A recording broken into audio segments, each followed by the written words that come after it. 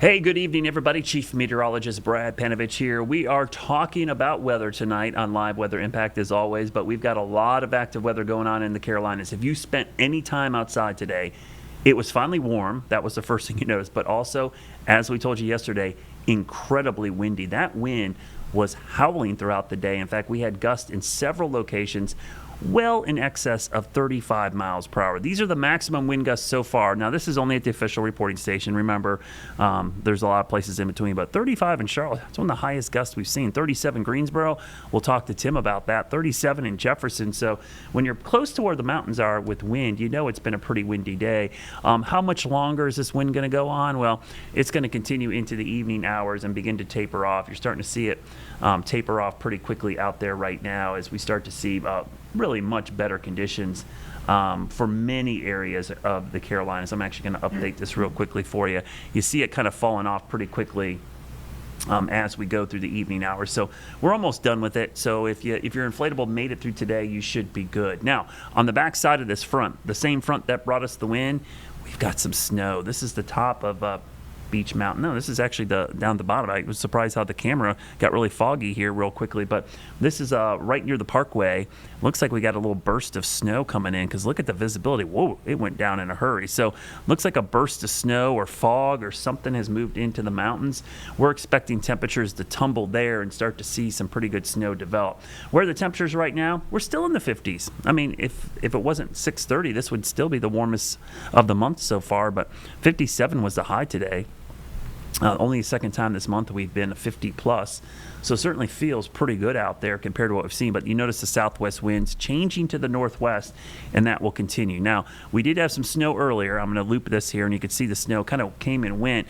I've been watching that little area of rain that came through early. It's beginning to push east now. I'm not sure how much of this is reaching the ground. I'll probably look real quickly just to see what the surface reports look like. I'm guessing a lot of that is what we call virga.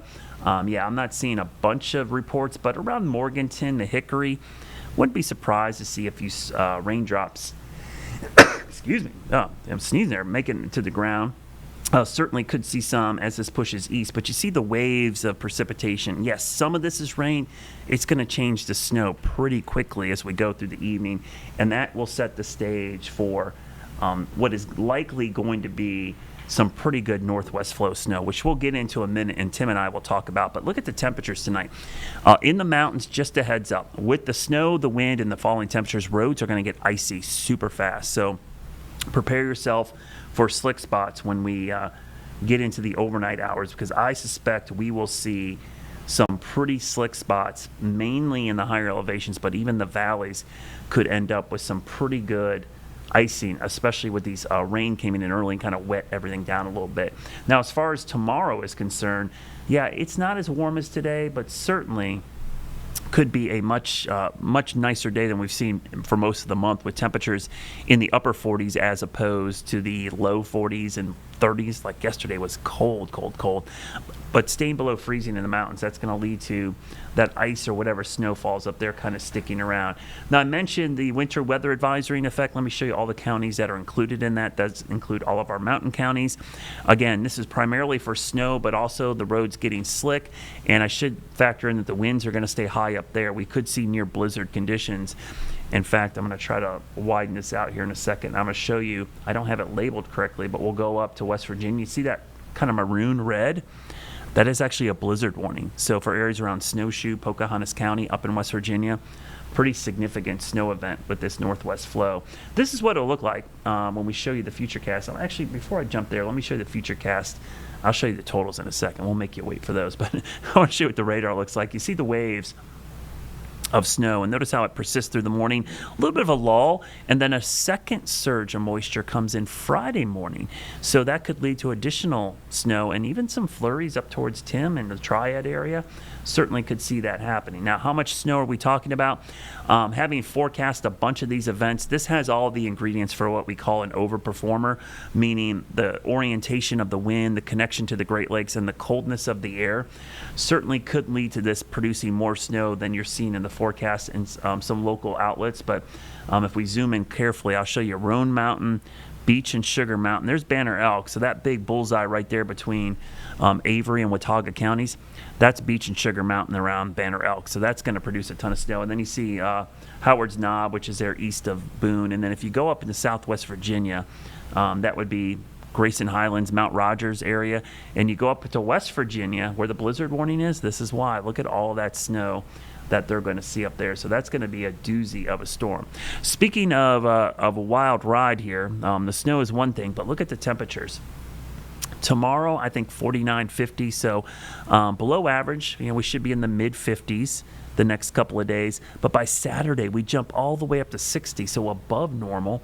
And then a deep freeze for one day. Really starts Sunday into Monday, but Monday looks incredibly cold with temperatures in the morning falling down into the teens. In the afternoon, highs only getting back into the mid-30s. So that is going to be the coldest day we are going to see for a while. And then we start to warm up. And we're going to get into this. I'm going to talk with Tim about this. But just to give you kind of heads up, the long-range pattern, first, I want to start with this 6 to 10-day outlook. I'm going to back up here and grab it. So 6 to 10-day temperature outlook shows a pretty big warm-up beginning to take place those days before Christmas. The ridge is centered out west, but even here in the east, we start to see temperatures, at least a 40, maybe 30% chance of above average temperatures by this time frame. Remember, the averages are low to mid 50s, so is that super crazy warm? No, but it's likely mid to upper 50s at the minimum. And then let's go 8 to 14 days out, because this gets us to Christmas Eve. So the 18th through the 24th, right? Look at this. The probability of above average temperature soars between basically 50 to 60, maybe even 70% chance. So with the average high being 53, the average low being 33 by then, that's a pretty warm pattern. Now, everyone wants to know, does that mean a warm Christmas? At the very least, it'll be warm going into Christmas. We'll see if the pattern flips back, but I'm starting to see trends in the long range that it could be pretty warm around here for Christmas. So just a heads up. As cold as it's been recently, we're going to see changes. There's your weekend forecast. 60 Saturday, 47 on Sunday. Here comes the cold air. Your Jerry Hunt Supercenter 7-day forecast shows the cold moving back after a warm up there on Saturday. We cool down into the 40s for Sunday. And then as we go into Monday, that's the deep freeze. Temperatures falling all the way back down into the teens, 16 degrees, 16. That is a hard freeze. 36 for a high, 22 Tuesday morning. So 2 mornings in a row of really hard freeze weather, Monday and Tuesday. So stay tuned for that.